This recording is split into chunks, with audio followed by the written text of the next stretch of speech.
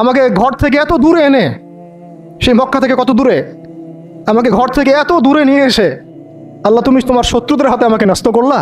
ইয়াতে হাজ্জেমুনি, যারা চতুর্দিক থেকে আমাকে পাথর মারতেছে। কি আবেগ দোয়ার মধ্যে, কি ভাষা, কি লাফস। ইলা আদুইন বা আইদিন ইয়াতে হাজ্জেমুনি, তুমি আমাকে আল্লাহ ঘর থেকে বের করে এত দূরে নিয়ে আসলা, শত্রুদের হাতে সোপর্দ করলা, তারা আমাকে চতুর্দিক থেকে পাথর মারতেছে।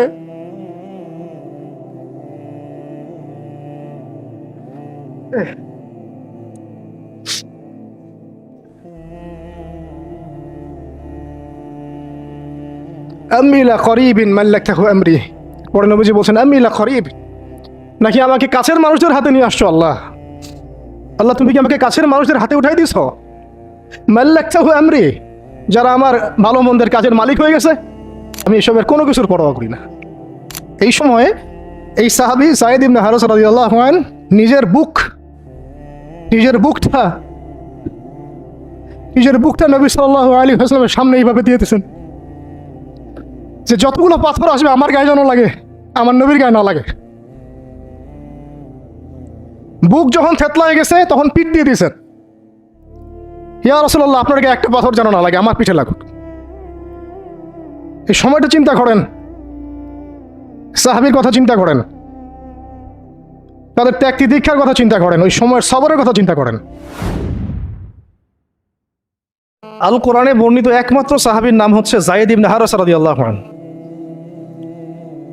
আমাদের এখানে যে ইয়াং ছেলেরা বসে আছেন সবার জন্যে যায়েদ বিন হারেসা রাদিয়াল্লাহু আনহু মহব্বত, ত্যাগ, ভালোবাসা, জীবন উৎসর্গের এবং জীবনের লক্ষ্য খুঁজে পাওয়ার একটা মূর্ত প্রতীক হতে পারে।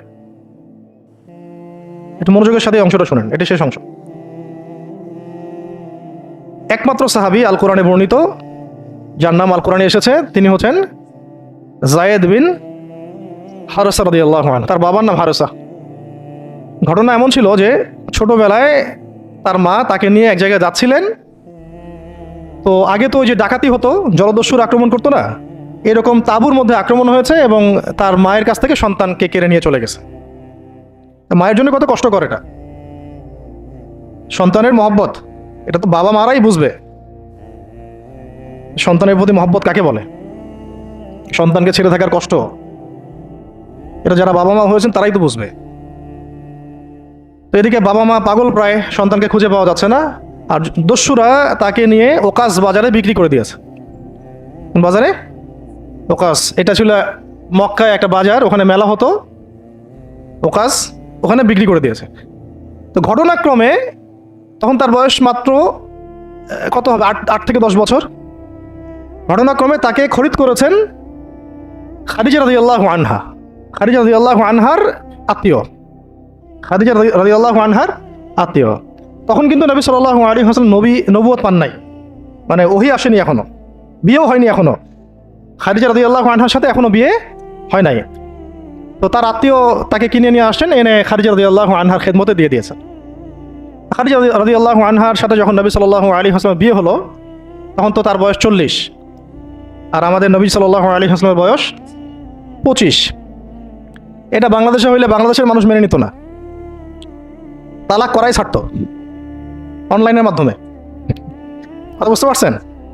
যদিও দুজন সুখী, যদিও ধরেন দুজন সুখী একে অপরকে পেয়ে, এখন যদি আমাদের এখানে কোনো ভাই 40 বছর বয়সের কোনো মেয়েকে বিয়ে করে যার নিজের বয়স হচ্ছে 20 বা 25, সমাজই ওকে তালাক দেওয়া ছাড়বে, যদিও সে ওই মেয়ের সাথে সুখী। হ্যাঁ, বিয়ে কেন্দ্রিক যত জাহালাত এগুলোই দূর হয় নাই সমাজ থেকে এখনো। রাসূল সাল্লাল্লাহু আলাইহি ওয়াসাল্লামের সাথে বিয়ে হলো, বিয়ে হওয়ার পরে এমন হয় না যে আপনি কাউকে বিয়ে করেছেন এবং আপনার তাকে খুব পছন্দ হয়েছে,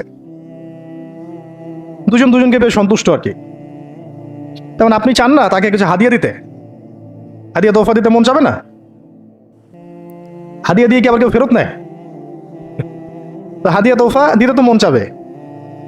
খাদিজা রাদিয়াল্লাহু আনহা হাদিয়া দিচ্ছেন নবী সাল্লাল্লাহু আলাইহি ওয়াসাল্লামকে যে হে মুহাম্মদ, আমার খুব প্রিয় একজন দাস আছে, আমার খুব প্রিয় একজন দাস আছে এবং তার চেহারা দেখে আমি বুঝতে পারি যে সে খুব বুদ্ধিমান এবং সে খুব সৎ। চেহারা দেখলে বোঝা যায় না মানুষের?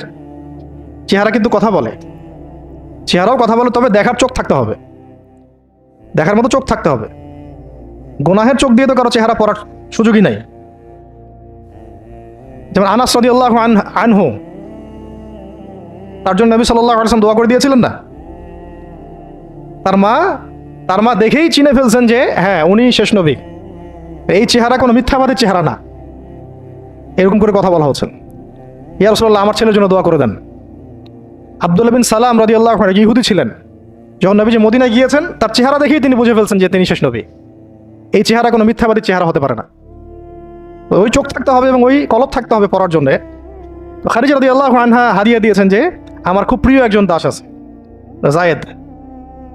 তো নবী সাল্লাল্লাহু আলাইহি ওয়াসাল্লাম এটাকে গ্রহণ করেছেন, হাদিয়া গ্রহণ করে তিনি দেখেন যায়েদ বিন হারিসা রাদিয়াল্লাহু আনহুর তাকদীরটা কেমন হলো। জলদস্যুদের নয়, স্থলদস্যুদের হাত থেকে ওকাস বাজার থেকে চলে আসলো কোথায়? খাদিজা রাদিয়াল্লাহু আনহার বাসা, সেখান থেকে নবী সাল্লাল্লাহু আলাইহি ওয়াসাল্লামের সোহবতে। চিন্তা করা যায়? এই তাকদীর তো ইউসুফ আলাইহিস সালামের চেয়েও কম সৌভাগ্যের না। ইউসুফ আলাইহিস সালামের কি হয়েছে? ভাইয়ের ষড়যন্ত্র, সেখান থেকে কূপ থেকে রাজপ্রাসাদ, সেখান থেকে জেল থেকে আবার রাজপ্রাসাদ, তারপরে তো পুরো মিশরের বড় একটা অংশের রাজনৈতিক দায়িত্ব, এবং সেখান থেকেই বনু ইসরাইল পরে আবার মিশরে আসলো। অন্য একদিন আলোচনা করবো ইনশাআল্লাহ। এখানে যায়েদ ইবনে হারিসা রাদিয়াল্লাহু আনহার তাকদীর কেমন? অনন্য সাধারণ, এত এত চমৎকার যে এটা তো ঈর্ষণীয়। আলী রাদিয়াল্লাহু আনহু ছাড়া এমন তাকদীর তো মনে হয় আর কেউ পান নাই, যে নবী সাল্লাল্লাহু আলাইহি ওয়াসাল্লামের ঘরের মধ্যে তিনি সবসময় তার সাথে তার খেদমত করছেন। শুধু তাই না, নবী সাল্লাল্লাহু আলাইহি ওয়াসাল্লাম তাকে নিজের পুত্র বানিয়ে নিলেন। যায়েদ আমার পুত্র, যায়েদ আমার ছেলে। দাস রাখলেন না। যখন তিনি যায়েদ বিন হারিসা রাদিয়াল্লাহু আনহুকে পেলেন, তো সবার সামনে এলান করে দিলেন যে সে আমার দাস না, ও আমার ছেলে, যায়েদ আমার ছেলে। নবী সাল্লাল্লাহু আলাইহি ওয়াসাল্লাম বলছেন যায়েদ আমার ছেলে, বলছেন যে আমি তাকে ভালোবাসি, ও আমাকে ভালোবাসে। অথবা একটাকে এভাবে আসছে যে আমি তার উত্তরাধিকারী, সে আমার উত্তরাধিকারী। যায়েদ বিন হারিসা রাদিয়াল্লাহু আনহুর লকব ছিল হিব্বু রাসূলিল্লাহ, রাসূল সাল্লাল্লাহু আলাইহি ওয়াসাল্লামের প্রিয় ভাজন। যায়েদ বিন হারিসা রাদিয়াল্লাহু আনহুর ছেলের নাম ওসামা বিন যায়েদ। যায়েদ বিন হারিসা রাদিয়াল্লাহু আনহুকে একবার তিনি একটা সেনাবাহিনীর কাফেলার দায়িত্ব দিয়েছিলেন। কিছু কিছু সাহাবী একটু আপত্তি করেছিলেন, বয়স কম, আরও যোগ্য সাহাবী আছে। আবার ঠিক ওসামা বিন যায়েদ রাদিয়াল্লাহু আনহুকে যখন নবী সাল্লাল্লাহু আলাইহি ওয়াসাল্লাম শেষে একদম ইন্তেকালের কয়েকদিন আগে জুরফে একটা সেনাবাহিনীর দায়িত্ব দিয়ে পাঠিয়েছিলেন, তখনও কেউ আপত্তি তুলেছিল যে ওসামার বয়স কম, 19 বছর 20 বছর বয়স, আরও বড় বড় যোগ্য সাহাবী আছে। তখন নবী সাল্লাল্লাহু আলাইহি ওয়াসাল্লাম বলেছিলেন যে ইতিপূর্বে তোমরা যায়েদের ব্যাপারেও আপত্তি তুলেছিলে, আর আজকে তোমরা ওসামার ব্যাপারেও আপত্তি তুলছো। তোমরা জেনে রাখো, তার বাবা এবং সে, মানে যায়েদ বিন হারিসা এবং ওসামা বিন যায়েদ, এই দুজনকে আমি ভালোবাসি। এই দুজন আমার প্রিয় ভাজন। তো যায়েদ বিন হারিসা রাদিয়াল্লাহু আনহু এখানে বড় হতে লাগলেন। এক পর্যায়ে তো ওহী আসলো, ইসলাম কবুল করলেন। ইসলাম কবুল করার আগে একটা ঘটনা ছিল, ওইটা ভুলে গেছিলাম, দেরি হচ্ছে কি? আচ্ছা, ইসলাম কবুল করার আগে একবার তার বাবা মা তার খোঁজ পেয়েছিলেন। হজ করতে আসছেন কিছু মানুষ মক্কায়, তখন হজমরা ছিল বিকৃত, এসে দেখছে যে এই তো যায়েদ। তো ফিরে গিয়ে তার বাবাকে খবর দিছে, যায়েদকে দেখলাম মক্কায়। তো তার বাবা আসছেন, হারিসা, ঠিক আছে, এসে চিনতে পারছেন আমার ছেলে। তো মুহাম্মদ সাল্লাল্লাহু আলাইহি ওয়াসাল্লামকে বলেছেন যে আমার ছেলেকে আমি কিছু মুক্তিপণের বিনিময়ে নিয়ে যেতে চাই। তো নবী সাল্লাল্লাহু আলাইহি ওয়াসাল্লাম বলেছেন ঠিক আছে, মুক্তিপণ লাগবে না, আমি আপনাদেরকে আরো সহজ একটা অপশন দিচ্ছি। আপনার ছেলেকে ডাকি, সে যদি আপনাদের সাথে যেতে চায় তাহলে কোনো টাকা পয়সা লাগবে না, এমনি নিয়ে যাবেন। যদি যেতে না চায় তাহলে আমার কিছু করার নেই। তখন তার বাবার সামনে তার ছেলেকে আনা হলো, বলা হলো যে ওনাদেরকে চিনতে পারো? হ্যাঁ, উনি আমার বাবা হারিসা, উনি আমার চাচা, উনি আমার মামা, এভাবে বলছেন। তো তার বাবা বলছেন যে আমার সাথে চলো বাসায়। সরাসরি বাবাকে বলে দিলেন যে আমি আপনার সাথে যেতে পারবো না, আমি মুহাম্মদ সাল্লাল্লাহু আলাইহি ওয়াসাল্লামের সাথে থাকতে চাই। তো বাবা বলছে, এ কেমন কথা? নিজের বাবার সাথে যাবা না, নিজের বাবার পরিবারে যাবা না, বাবার ঘরে যাবা না, উনি তো তোমার আপন কেউ না। যায়েদ ইবনে হারেসা রাদিয়াল্লাহু আনহু বলছেন যে আমি তার মধ্যে এমন কিছু দেখেছি যে আপনারা কেউ দেখতে পারবেন না।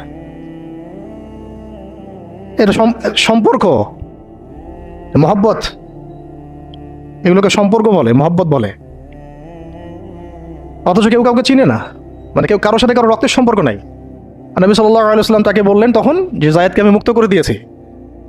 যায়েদ আমার দাস না, যায়েদ আমার ছেলে, যায়েদ আমার ছেলে, আমি তার উত্তরাধিকারী, সে আমার উত্তরাধিকারী, আমি তাকে ভালোবাসি। তার উপাধি হয়ে গেল হিব্বু রসুলিল্লাহ, রসুলের প্রিয় ভাজন। সবাই তাকে এই নামে ডাকা শুরু করলো, রাসূলের প্রিয় ভাজন, রাসূল তাকে ভালোবাসে, রাসূল তাকে ভালোবাসে, রাসূল তাকে ভালোবাসেন। আর আমি বলছি রাসূল কে? সাল্লাল্লাহু আলাইহি সাল্লাম, যাকে আল্লাহ ভালোবাসেন। রাসূল কে? যাকে আল্লাহ ভালোবাসেন। তো এখন যখন নবুয়ত প্রাপ্ত হলেন, তখন আপনারা তো সবাই জানেন যে প্রথম 13 বছর মক্কায় কাটানো হয়েছে। এই প্রথম 13 বছরে যে কি পরিমাণ নির্যাতন সহ্য করতে হয়েছে, এটা ভাষায় প্রকাশ করার কোনো কিতাব পাওয়া যাবে না। আর এটা লেখার মতো কোনো কলম নাই, কোনো হাত নাই। ওইগুলো নিয়ে আমরা ইনশাল্লাহ পরে কথা বলবো। আজকে শুধু একটা দুইটা জায়গা বলতেছি। একটা সফর ছিল তায়েফের সফর। কিসের সফর? এই যে হুট করে শুনলেন তায়েফের সফর। তায়েফের সফরের আগে 10 বছর আছে। এই 10 বছরে এত নির্মম নির্যাতন সহ্য করতে হয়েছে, যেটা তায়েফ পর্যন্ত যেতে রাসূল সাল্লাল্লাহু আলাইহি ওয়াসাল্লামকে বাধ্য করেছেন। মক্কার অবস্থা কোন ঠাসা, মানে অত্যাচার হতে হতে হতে হতে এমন একটা অবস্থা, সাহাবীদেরকে চোখের সামনে শহীদ করা হচ্ছে। বেলাল রাদিয়াল্লাহু আনহুকে এইভাবে নির্যাতন করা হচ্ছে। সুমাইয়া রাদিয়াল্লাহু আনহাকে মেরে ফেলা হলো, শহীদ করা হলো। গরিব সাহাবীদেরকে নির্যাতনের স্টিম রোলার চালা দেওয়া হচ্ছে। এক পর্যায়ে বাধ্য হয়ে অনেক সাহাবী আবিসিনিয়াতে চলে গেলেন, ইথিওপিয়ায়। আবার 3 বছর নবী সাল্লাল্লাহু আলাইহি ওয়াসাল্লাম এবং বনু হাশিমকে বয়কট করা হলো, মনে আছে? একদম বয়কট করা হলো 3 বছর। গাছের ছাল পাতা খেয়ে সাহাবীরা থাকা শুরু করলেন। চতুর্দিক থেকে রাস্তা বন্ধ, সামাজিক নির্যাতন, রাজনৈতিক নির্যাতন, গালিগালাজ, আপনজনদের গীবত, তহমত, একেবারে পাথর নিক্ষিপ্ত চলতেছেই চতুর্দিক থেকে। আবু লাহাব, আবু জেহেল, আবু সুফিয়ান সবাই উঠে পড়ে লাগছে, পুরো সমাজ বিরুদ্ধে চলে গেছে। এরকম হালত বোঝার জন্যও ওইরকম সিচুয়েশন ফেস করা দরকার। এটা পড়ি, আমরা তো এগুলো পড়ি, এগুলো তো আমরা বুঝি না, উপলব্ধি করতে পারি না, কারণ আমরা এই ফেজগুলো দিয়ে যাই নাই। যারা টুকটাক গিয়েছেন তারা কিছু রাজ করতে পারেন। এরকম একটা অবস্থায় যখন চতুর্দিক থেকে রাস্তাটা বন্ধ মনে হচ্ছে, তখন নবী সাল্লাল্লাহু আলাইহি ওয়াসাল্লাম তায়েফে গিয়েছিলেন তায়েফের 3টা বড় বড় গোত্রকে দাওয়াত দিতে। উদ্দেশ্য হচ্ছে তায়েফবাসী যদি ইসলাম কবুল করতো, তাহলে মক্কার এই কুরাইশদের বিরুদ্ধে একটা বড় সাপোর্ট পাওয়া যেত। ঠিক আছে? এটা কিন্তু একটা হিজরত, এটাও কিন্তু একটা হিজরত। এর আগে একটা হিজরত হয়েছে আবিসিনিয়াতে, তায়েফেও। এটাতে ওই সাফল্যটা আসে নাই, তায়েফবাসী ইসলাম কবুল করে নাই। পরবর্তীতে আল্লাহ পাক মদিনাবাসীকে কবুল করেছেন। ওগুলো আমরা পরে আস্তে আস্তে আলোচনা আনবো ইনশাআল্লাহ। আজকে শুধু এতটুকু বলছি তায়েফের কথাটা। এইখানে সময়টা চিন্তা করবেন, এই সময়টা ছিল জুন জুলাই মাস, জুন বা জুলাই মাসের মতো অবস্থা। মানে কাঠ ফাটা রোদ বলতে আমরা যা বুঝি, প্রচণ্ড রোদ, প্রচণ্ড গরম, মরুভূমির উত্তপ্ত একটা অবস্থা। এই অবস্থায় মক্কা থেকে তায়েফের ডিস্টেন্স হচ্ছে প্রায় 100 কিলোমিটার, প্রায় 100 কিলোমিটার। যারা তায়েফে গিয়েছেন তারা হয়তো জানবেন, এটা পাহাড়, মাটির নিচ থেকে তায়েফ শহরটা দেখা যায়। এই যে পাহাড়ের গা বেয়ে যে উঠতে হয়, এখন তো গাড়ি আসছে, গাড়ির যুগ, এই গাড়ি দিয়ে উঠতেও এই নিচ থেকে উপর পর্যন্ত 40 কিলোমিটার, পাহাড়ের গা বেয়েই 40 কিলোমিটার রাস্তা এইভাবে সফর করে করে করে করে তায়েফের শহরের উপরে পৌঁছাতে হয়। এই কাজটা নবী সাল্লাল্লাহু আলাইহি ওয়াসাল্লাম তার সময় করেছেন পায়ে হেঁটে, তাও জুন জুলাই মাসের মতো উত্তপ্ত অবস্থায়, গরমের অবস্থায়। এবং এই সফরে নবী সাল্লাল্লাহু আলাইহি ওয়াসাল্লামের সাথে মাত্র একজন সাহাবী ছিলেন। সেই সাহাবীর নাম যায়েদ ইবনে হারেসা রাদিয়াল্লাহু আনহু, আর কেউ না, রাসূলের প্রিয় ভাজন। তাহলে বুঝতে পারছেন কত কত কাছের সম্পর্ক। আর কেউ না, কোনো সাহাবী না, যায়েদ ইবনে হারেসা রাদিয়াল্লাহু। ঠিক যেমন গারে সাওরে কেউ নাই, কোনো সাহাবী নাই, কে আছেন? আবু বকর রাদিয়াল্লাহু আনহু। আয়েশা রাদিয়াল্লাহু আনহা বলতেন মাঝে মাঝে যে যদি রাসূল সাল্লাল্লাহু আলাইহি ওয়াসাল্লাম জীবিত থাকতেন তাহলে যায়েদ ইবনে হারেসা রাদিয়াল্লাহু আনহুকে মনে হয় তিনি তার পরবর্তী স্থলাভিষিক্ত হিসেবেই ঘোষণা করে দিয়ে যেতেন। এত ভালোবাসতেন তিনি তাকে, মনে হতো যেন যায়েদ বিন হারেসা রাদিয়াল্লাহু আনহুকে তিনি পরবর্তী স্থলাভিষিক্ত করে দিয়ে যাবেন, এত ভালোবাসতেন। যখন যায়েদ বিন হারেসা কোনো সফর থেকে ফিরত, আমি আয়েশা রাদিয়াল্লাহু আনহা বলছেন, আমি রাসূল সাল্লাল্লাহু আলাইহি ওয়াসাল্লামকে এত মানে কি একটা বলছে গ্রিটিংস বলি না আমরা, অভিবাদন, এত ব্যস্ত হয়ে অস্থির হয়ে আলিঙ্গন করতে দেখি নাই যেমনটা যায়েদ বিন হারেসার ক্ষেত্রে তিনি করতেন। বহু সফরে তিনি তাকে পাঠিয়েছেন, সারিয়া অভিযানে। সারিয়া মানে যে সফরগুলোতে আমাদের নবীজি নিজে যান নাই কিন্তু সাহাবীদেরকে পাঠিয়েছেন, কোনো সামরিক অভিযান, এটাকে বলা হয় সারিয়া। আর গাজওয়া হচ্ছে এমন যুদ্ধ যেখানে নবীজি নিজে গিয়েছেন, অ্যাজ এ কমান্ডার উপস্থিত ছিলেন। তো একবার একটা সফর থেকে যায়েদ ইবনে হারেসা রাদিয়াল্লাহু আনহু এসেছেন। আয়েশা রাদিয়াল্লাহু আনহা বলছেন তার গায়ে, আমাদের নবীজির গায়ে সতরটা কোনো রকম ঢাকা ছিল, উপরে পোশাক নাই, মানে গায়ের উপরের পোশাকটা তিনি পরেনই নাই। এই অবস্থাতে তিনি আয়েশা রাদিয়াল্লাহু আনহার ঘরে ছিলেন। ওইখানে এসে যায়েদ ইবনে হারেসা রাদিয়াল্লাহু আনহু নক করেছেন দরজায়। ওই অবস্থায় তিনি উঠে গিয়ে যায়েদ ইবনে হারেসা রাদিয়াল্লাহু আনহুকে আলিঙ্গন করা শুরু করলেন, কপালে চুমু দেওয়া শুরু করলেন যে আমার প্রিয় ভাজন আসছে। ওই সাহাবীকে সাথে নিয়ে তিনি সফর করছেন তায়েফে। তায়েফে যাওয়ার পরে 3টা গোত্রনেতা ছিল ওখানে। অনেক বড় কথা তো, আমি অল্প করে বলছি সময় সংক্ষিপ্ততার কারণে। একটা গোত্রনেতার নাম হচ্ছে আব্দে ইয়ালাইল। এর আন্ডারে বহু মানুষ ছিল, যদি সে ইসলাম কবুল করতো তাহলে ওই সবাই ইসলাম কবুল করতো, সে করে নাই। একটা গোত্রনেতার নাম ছিল আব্দে মাসউদ, তার আন্ডারে বহু মানুষ ছিল এবং ধনী ধনী বড় বড় ধনী ব্যবসায়ী, রাজনীতিবিদ, সে ইসলাম কবুল করে নাই। আরেকটা লোক ছিল, তার নাম হাবিব বিন আমর, এই 3 নাম্বার গোত্রনেতা। তো সেও ইসলাম কবুল করে নাই। ইসলাম কবুল না করার কারণে এই 3টে গোত্রনেতার কাছ থেকে, আপনারা কি মনে করেছেন একদিন দাওয়াত দেওয়া হয়েছে? প্রায় 1 মাস নবী সাল্লাল্লাহু আলাইহি ওয়াসাল্লাম এই তায়েফের এই ময়দানে ছিলেন, দাওয়াতের ময়দানে। কোনো কিতাবে আসছে 10 দিন, কোনো কিতাবে আসছে 15 দিন, 17 দিন, কিন্তু অ্যাপ্রক্সিমেটলি 1 মাস, এটা বিভিন্ন সিরাতের কিতাবে আসছে। এই 1টা মাস তায়েফে থাকা, খাওয়া দাওয়া তো আল্লাহ ভালো জানেন কি হয়েছে। তার সাথে একজন মাত্র সাহাবী, দরজায় দরজায় দাওয়াত দেয়া, এবং সবাই দাওয়াত রিফিউজ করলো। বড় বড় 3টা গোত্রনেতাও রিফিউজ করে দিল। শুধু যে রিফিউজ করলো তা না, বরং এমন টিটকারি শুরু করলো, এমন ব্যঙ্গাত্মক আচরণ শুরু করলো, শেষ পর্যন্ত ওই এলাকার যত ছোকরা ছিল, যুবক, তরুণ, কিশোরী বেশি আসছে বর্ণনায়, এদেরকে লেলিয়ে দেওয়া হলো, সবার হাতে পাথর উঠিয়ে দেওয়া হলো যে এই ব্যক্তি মাজনুন, নাউযুবিল্লাহি মিন যালিক। মাজনুন মানে পাগল, এই ব্যক্তি কাযযাব, এই ব্যক্তি মিথ্যাবাদী, এই ব্যক্তি সাহের, এই ব্যক্তি জাদুকর। কাকে বলা হচ্ছে? সবাই মিলে পাথর মারো তাকে, নাউযুবিল্লাহি মিন যালিক। দৃশ্যটা একটু চিন্তা করেন। 10 বছর মক্কায় দাওয়াত দেওয়ার পর চতুর্দিক থেকে কুরাইশদের নির্যাতন, নিপীড়ন, শারীরিকভাবে, মানসিকভাবে, আত্মিকভাবে, সামাজিক বয়কট, 3 বছর গাছের ছালপাতা খেয়ে পাহাড়ের পাদতলে জীবন কাটানো বনু হাশেমের। আবার আমল হুজনও হয়ে গেছে। ওই একই বছরে কয়েকদিনের মধ্যেই চাচা আবু তালেব ইন্তেকাল করেছেন, খাদিজা রাদিয়াল্লাহু আনহাও ইন্তেকাল করেছেন। কি অবস্থা ওই সময় চিন্তা করে, কি কষ্টের সময়, কি রকম কষ্টের সময় আমরা তো উপলব্ধি করতে পারবো না। আমরা তো গাজাবাসীর কষ্ট উপলব্ধি করতে পারি না, রাসূলুল্লাহ সাহাবীদের কষ্ট কি উপলব্ধি করতে পারবো? এই অবস্থায় আশার আলো নিয়ে তায়েফে যাওয়া, সেখানে গিয়ে যে 1 মাস এই মেহনত করার পর এই অবস্থা, সমস্ত ছোকরাটা পাথর মারা শুরু করলো। কি পাথর মারার সেই গতি, যেখানে পাথর মারা হয়েছে ওই জায়গা আমরা দেখে আসছি আলহামদুলিল্লাহ। কি পাথর মারার গতি, এমন পাথর মারা হচ্ছিল যে রাসূল সাল্লাল্লাহু আলাইহি ওয়াসাল্লামের মানে গায়ে লেগে রক্ত বের হতে হতে সেই রক্ত দিয়ে পায়ের যে জুতাটা আছে এই জুতাটা আটকে গেছে, এইভাবে জুতা খোলা যাচ্ছে না।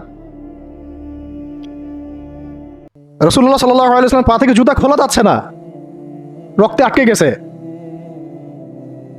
আর মানুষ বলছে পাগল, মিথ্যাবাদী, হ্যাঁ জাদুকর,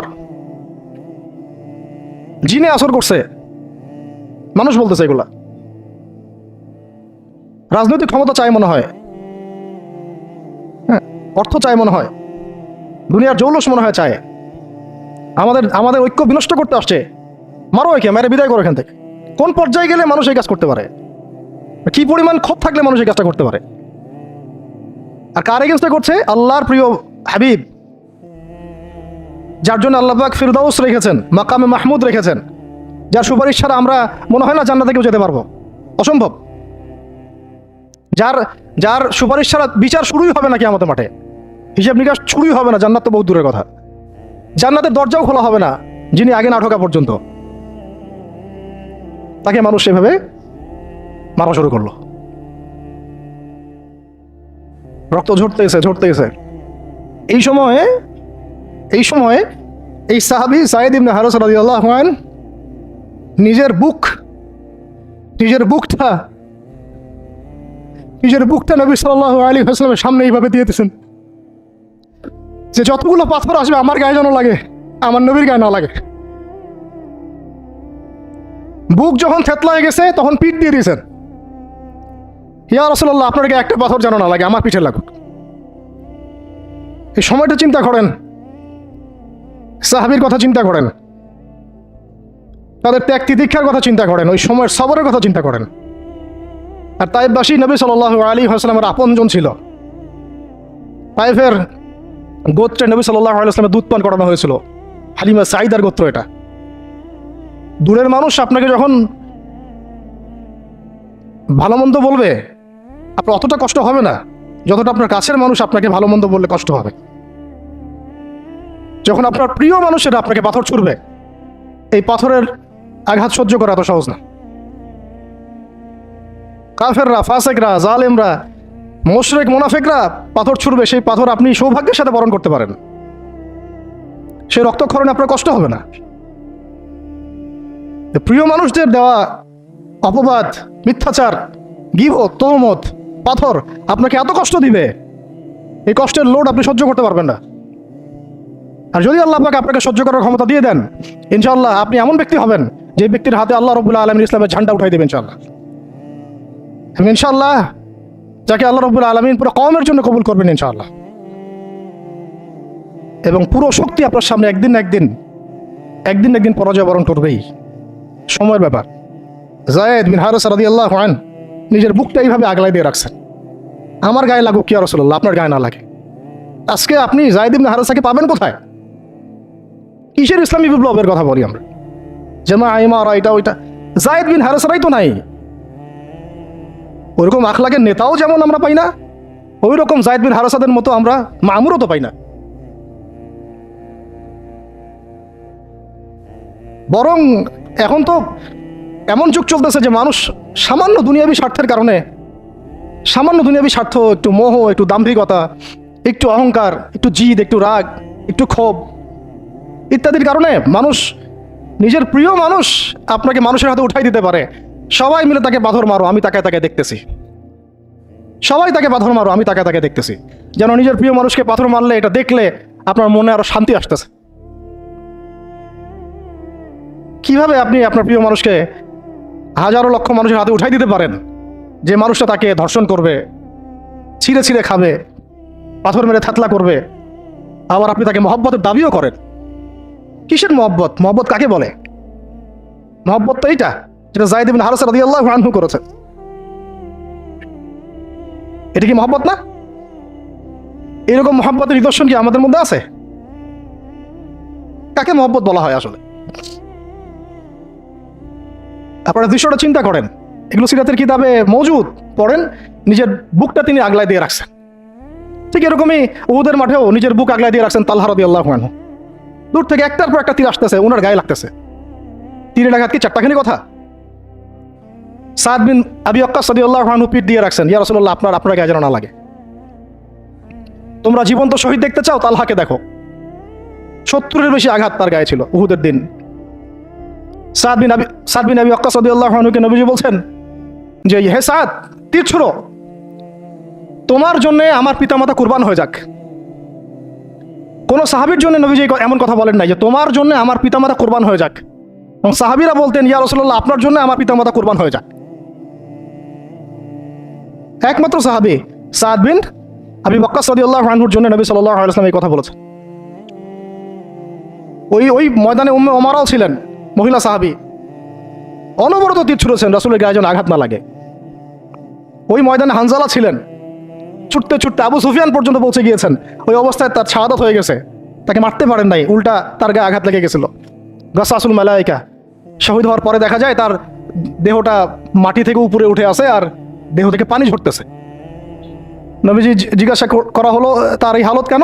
নবী সাল্লাল্লাহু আলাইহি ওয়াসাল্লাম বললেন যে গত রাত্রে স্ত্রীর সাথে ছিল সে, জিহাদের ডাক আসছে, ওই ওই ওই বিছানা থেকে চলে আসছে, বেচারা বিছানা থেকে এখানে চলে আসছে। হানজালা রাদিয়াল্লাহু আনহু শহীদ হয়ে গেছে, ফেরেশতারা তাকে গোসল দিচ্ছেন, এই যে পানি দেখা যাচ্ছে।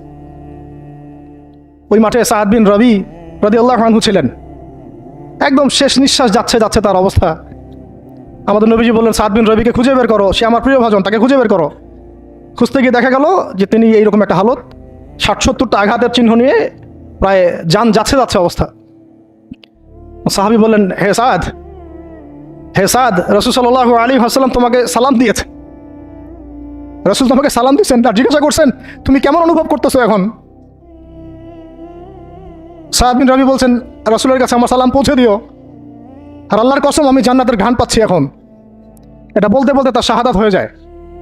আর তিনি বলতে বলতে একটা কথা শেষে বলে গিয়েছিলেন যে আমি চলে যাওয়ার পরে, তিনি আনসারদের নেতা ছিলেন, আমি চলে যাওয়ার পর তোমরা থাকা অবস্থায় যদি মুহাম্মদ সাল্লাল্লাহু আলাইহি ওয়াসাল্লামের গায়ে একটা আঁচড়ও লাগে, তোমরা আল্লাহর সামনে কোনো হুজ্জাত দিতে পারবে না। আমি চলে যাওয়ার পরে যদি মুহাম্মদ সাল্লাল্লাহু আলাইহি ওয়াসাল্লামের গায়ে একটা আঁচড়ও লাগে, তোমরা আল্লাহর সামনে কোনো হুজ্জাত দিতে পারবে না। আর আমরাও তো এখন দুনিয়াতে বেঁচে আছি, আমাদের নবী সাল্লাল্লাহু আলাইহি ওয়াসাল্লামের গায়ে কি না লাগতেছে, আমরা কি বা করতে পারতেছি। কত সাহাবী, একটা কথা বলতে ভুলে গেছিলাম, যায়েদ বিন হারেসা রাদিয়াল্লাহু আনহু, ইসলামের পরে যে ভাই ভাই সম্পর্ক করে দেওয়া হয়েছিল, দিনী ভাই, যায়েদ বিন হারেসা রাদিয়াল্লাহু আনহু দিনী ভাই ছিলেন হামজা রাদিয়াল্লাহু আনহু, সাইয়্যিদুশ শুহাদা। তার হালত আমরা দেখেছি উহুদের মাঠে, এমন সিংহ যার সামনে কেউ লড়াই করতে পারে না। আর আল্লাহর যে সিংহদের সামনে কাফেররা পেরে ওঠে না, পিছন থেকে আঘাত করে, তাকেও পিছন থেকে আঘাত করা হয়েছে। বর্ষা বের হয়ে গেছে নাভির নিচ দিয়ে, ওই অবস্থায় মারতে আসছিলেন তিনি, ওয়াহশী তাকে শহীদ করেছিল। নবী সাল্লাল্লাহু আলাইহি ওয়াসাল্লাম তার লাশ দেখে অঝোর নয়নে কেঁদেছেন, কারণ তার বুকটা চিরে ফেলছিল কাফেররা, চিরে কলিজা বের করার চেষ্টা করছিল, পারে নাই, কলিজা বের করে চিবাই খাওয়ার চেষ্টা করছিল। তাহলে কাফেরদের ক্ষোভ চিন্তা করেন, কাফেররা আমাদের ব্যাপারে কি পরিমাণ ক্ষোভ লালন করে, তারা আমাদের ব্যাপারে কি পরিমাণ ক্ষোভ লালন করে ভিতরে ভিতরে এটা আমরা জানিও না, বুঝিও না। আমরা ওদের সাথে বন্ধুত্ব করতে চাই, ওদেরকে আমাদের নিজেদের আপন মনে করি, ওদের হাতে আমরা আমাদের দিনী ভাইদেরকে উঠাই দিই, বোনদেরকে উঠাই দেই, আপনজনদেরকে উঠাই দেই। হামজা রাদিয়াল্লাহু আনহুর এরকম হালত। তার দিনী ভাই ছিলেন যায়েদ বিন হারেসা রাদিয়াল্লাহু আনহু। বহু ঘটনা আছে, আমি যেটা বলতে যাচ্ছিলাম ওইখান থেকে এদিকে চলে আসছি। এরপরে নবী সাল্লাল্লাহু আলাইহি ওয়াসাল্লাম তায়েফের একটা আঙ্গুর বাগানে প্রবেশ করেন, এত ক্ষতবিক্ষত অবস্থায়। পাথরের ঢিলকে আপনারা এত তুচ্ছ মনে করেন না, কিন্তু এটা কিন্তু এত তুচ্ছ বিষয় না, কিন্তু এটা যন্ত্রণাদায়ক বিষয়। তার মধ্যে বললাম তার আপন মানুষ, কাছের মানুষ। আঙ্গুর বাগানে যাওয়ার পরে ওখানে আদ্দাস রাদিয়াল্লাহু আনহু, আদ্দাস নামে একজন বাগানের দেখভালকারী ছিল। এই বাগান ছিল আবার উতবা এবং শাইবার, বড় আঙ্গুর বাগান। এখানে ঘটনা ঘটে গেল, নবী সাল্লাল্লাহু আলাইহি ওয়াসাল্লাম বসে আছেন, জুতা খোলার চেষ্টা করছেন, এবং আদ্দাস তিনি এসে একটু খেজুর দিয়েছেন। মায়া লাগছে তার, আরে লোকটাকে এইভাবে মারলো, মানুষটাকে এইভাবে মারলো। তো কিছুই চাচ্ছে না, কিছুই বলে নাই, খালি বলছে এক আল্লাহর ইবাদত করো, আর কিছু চাইছে নাকি? তো এক আল্লাহর ইবাদত করো বললো, বাস তাই বাস এইভাবে মারলো। আর মানবে না তো মারলো কেন? ও বেচারার কাছে খারাপ লাগছে, দাওয়াত কবুল করবে না তো মারলো কেন? লাঞ্ছিত করার কি দরকার ছিল? কবুল না করলে চলে যাবে, বা কবুল না করলে তারা ফিরাই দিবে, মারার কি দরকার আছে? তার মায়া লাগছে খুব, সে এসে কিছু খেজুর দিছে খাইতে, পানি দিছে খাইতে। ওই অবস্থায় নবী সাল্লাল্লাহু আলাইহি ওয়াসাল্লাম পানির গ্লাস নিয়ে খেজুর নিয়ে বিসমিল্লাহির রহমানির রহিম, বিসমিল্লাহ বলছেন। বিসমিল্লাহ শুনে সে আদ্দাস, তার খুব ভালো লাগছে যে এই শব্দটা আপনি কোথা থেকে পেলেন। তো নবীজি তাকে জিজ্ঞাসা করছেন তোমার নাম কি? আদ্দাস। কোথায় থাকো? আমি নিনওয়ার নামক একটা জায়গা থেকে আসছি। এটা শুনে নবী সাল্লাল্লাহু আলাইহি ওয়াসাল্লাম বলছেন যে ও আচ্ছা, তার মানে তুমি আমার ভাই ইউনুসের এলাকার মানুষ। তুমি আমার ভাই, ইউনুসের এলাকার মানুষ। আচ্ছা, আপনি কিভাবে ইউনুসকে চিনেন? ইউনুস আমার ভাই, নবীগণ সবাই বৈমাত্রিক ভাই, আমি আল্লাহ রসুল, সেও আল্লাহ নবী। তখন তিনি ইসলাম কবুল করেন। আদ্দাস রাদিয়াল্লাহু আল্লাহ, তার নামে ওখানে এখন মসজিদ আছে। হ্যাঁ, ওখানে আপনারা গিয়ে দেখবেন মসজিদ আছে। এই জায়গায় যায়েদ বিন হারেসা রাদিয়াল্লাহু আনহুর ভূমিকাটা দেখেন। এবার নবী সাল্লাল্লাহু আলাইহি ওয়াসাল্লাম ওই জায়গায় বসে দোয়া করতেছেন। এটা শেষ অংশ, দোয়া করতেছেন। এই দোয়ার লফজ যদি আরবি থেকে আরবি বুঝতে পারতেন, তাহলে মানে আমার এতগুলো কথা বলা সার্থক হতো। আর মানে আমি যদি মানুষকে এই দোয়ার শব্দগুলোর অর্থ বুঝাতে পারতাম, ওই ক্ষমতা যদি আমার থাকতো, আমার মনে হয় না এই ক্ষমতা কোনো ওলামায়ে কেরামের আছে। আমার মনে হয় না এই ক্ষমতা কোনো ওলামায়ে কেরামের আছে যে এই দোয়ার শব্দগুলো আওয়ামকে বুঝাই দিবে, এক্স্যাক্টলি সেই ফিলিংস এবং ইমোশন বুঝাবে, এমন ক্ষমতা আমাদের কাউকে দেওয়া হয় নাই। শুধু এই অনুভূতিগুলো বোঝার জন্য হলেও আরবি শেখা দরকার আপনাদের, আমাদের সবারই। এগুলো অনুভূতিগুলো বোঝার জন্য হলেও আমাদের আরবি শেখা দরকার। মোনাজাতে মাকবুল কিতাবেও দোয়াটা আছে। নবী সাল্লাল্লাহু আলাইহি ওয়াসাল্লাম রক্তাক্ত অবস্থায়, ক্ষতবিক্ষত অবস্থায়, তার পাশে যায়েদ ইবনে হারেসা রাদিয়াল্লাহু আনহু, তারা আল্লাহ রাব্বুল আলামিনের কাছে দোয়া করতেছেন। এই দোয়াটার নাম হচ্ছে মাজলুমের দোয়া, দুর্বলের দোয়া। কিসের দোয়া? দুর্বলের দোয়া। দোয়ার শব্দগুলো এমন ছিল, আল্লাহুম্মা ইন্নাকা তাসমাউ কালামি, আল্লাহুম্মা ইন্নাকা তাসমাউ কালামি, হে আল্লাহ, নিশ্চয়ই আপনি আমার কথা শুনছেন। আমাদের নবীজি বলছেন, আল্লাহুম্মা ইন্নাকা তাসমাউ কালামি, আল্লাহ আপনি নিশ্চয়ই আমার কথা শুনছেন। ওয়া তারা মাকানি, এবং আমার যে মাকান, আমার অবস্থা আপনি দেখছেন। ওয়া তা'লামু সিররি ওয়া আলানিয়াতি, আল্লাহ আপনি আমার বাহিরের অবস্থাও জানেন, ভিতরের অবস্থাও জানেন। আমার বাহিরের হালত আপনি জানেন, ভিতরের হালত আপনি জানেন, প্রকাশ্য অবস্থা আপনি জানেন, গোপন অবস্থা আপনি জানেন। তা'লামু সিররি ওয়া আলানিয়াতি লা ইয়াখফা আলাইকা শাইউম মিন আমরি, আমার কোনো কাজই আপনার কাছে গোপন না। আসলে আমার কি হালত, কি অবস্থা, আমার উপর দিয়ে কি গেছে, কি গেল, কি প্রকাশ্য, কি গোপন, কি সত্য, কি মিথ্যা, আল্লাহ আপনি সব জানেন। বলা কথা না বলা কথা সব আপনি জানেন। তা'লামু সিররি ওয়া আলানিয়াতি লা ইয়াখফা আলাইকা শাইউম মিন আমরি। এরপরে নবীজি বলছেন, ওয়া আনাল বাঈসুল ফাকিরুল মুস্তাগীসুল মুস্তাজির আল ওয়াজিলুল মুশফিকুল মুকির আল মু'তারিফু বিযামবি। এক একটা শব্দ কিভাবে বোঝাবো আপনাদেরকে, আমার কাছে ভাষা নাই। আল্লাহ আমি দুর্দশাগ্রস্ত, আমি ফকির, আমি জিল্লতের শিকার, আমার অপরাধ আমি চিনতে পেরেছি। মানে এমন এমন শব্দ যেটা একজন নবী ছাড়া কারো মুখ দিয়ে বের হওয়া সম্ভব না। এমন এমন শব্দ যেটা ওহী ছাড়া সম্ভব না। আসআলুকা মাসআলাতাল মিসকিন, মিসকিনরা যেভাবে তোমার কাছে চায় আল্লাহ, আমি সেভাবে তোমার কাছে চাচ্ছি। ওয়া আবতাহিলু ইলাইকা ইবতিহালাল মুযনিবিয যালিল, একজন মানুষকে যখন অপদস্থ, লাঞ্ছিত করা হচ্ছে, সেই মানুষ যেভাবে আপনার কাছে চায়, আমি সেইভাবে আপনার কাছে চাচ্ছি। আরো অনেক শব্দ আছে, মাঝখানে লাইন আছে। একটা জায়গা আছে অনেক বড় দোয়া, আল্লাহুম্মা ইয়া খায়রাল মাসউলিন ইয়া খায়রাল মু'তিন ইলাইকা আশকু দু'ফা কুওয়াতি। এই অংশটা সব কিতাবেই আছে সিরাতের। আল্লাহুম্মা ইলাইকা আশকু দু'ফা কুওয়াতি, আল্লাহ আমি তোমার কাছে আমার শক্তির অক্ষমতা প্রকাশ করতেছি।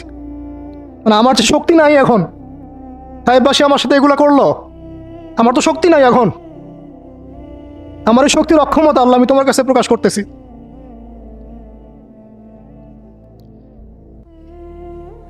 ইলাইকা আশকু দু'ফা কুওয়াতি, আমার শক্তির যে কুওয়াতের অক্ষমতা, দুর্বলতা আমি তোমার কাছে প্রকাশ করতেছি। ওয়া কিল্লাতা হিলাতি, ওয়া কিল্লাতা হিলাতি, এই যে সহনশীলতা, এই সহনের যে ক্ষমতার যে ঘাটতি, এগুলো আমি তোমার কাছে পেশ করতেছি। ওয়া হাওয়ানি আলান নাস, ওয়া হাওয়ানি আলান নাস, আর এই যে পুরো মানুষ, তায়েফের পুরো মানুষ আমার সাথে যা করলো, তাদের সাথে লড়াই করার যে আমার অক্ষমতা, বা তাদেরকে বুঝানোর যে অক্ষমতা আমার, তাদেরকে যে আমি বুঝাতে পারতেছি না, এটা যে আমার অক্ষমতা, এই হালত আমি তোমার কাছে পেশ করতেছি। আল্লাহুম্মা ইলাইকা আশকু দু'ফা কুওয়াতি ওয়া কিল্লাতা হিলাতি ওয়া হাওয়ানি আলান নাস। কি শব্দ! বলছি ইলা মান তাকিলুনি, আল্লাহুম্মা ইলা মান তাকিলুনি, আল্লাহ তুমি আমাকে কাদের হাতে ন্যস্ত করলা, আল্লাহ তুমি আমাকে কাদের হাতে ন্যস্ত করলা। ইলা আদুইন বাঈদিন ইয়াতাহাজ্জামুনি, আমাকে ঘর থেকে এত দূরে এনে, সেই মক্কা থেকে কত দূরে, আমাকে ঘর থেকে এত দূরে নিয়ে এসে আল্লাহ তুমি তোমার শত্রুদের হাতে আমাকে ন্যস্ত করলা। ইয়াতে হাজ্জামুনি, যারা চতুর্দিক থেকে আমাকে পাথর মারতেছে। কি আবেগ দোয়ার মধ্যে, কি ভাষা, কি লাফস। ইলা আদুইন বা আইদিন ইয়াতে হাজ্জামুনি, তুমি আমাকে আল্লাহ ঘর থেকে বের করে এত দূরে নিয়ে আসলা, শত্রুদের হাতে সোপর্দ করলা, তারা আমাকে চতুর্দিক থেকে পাথর মারতেছে।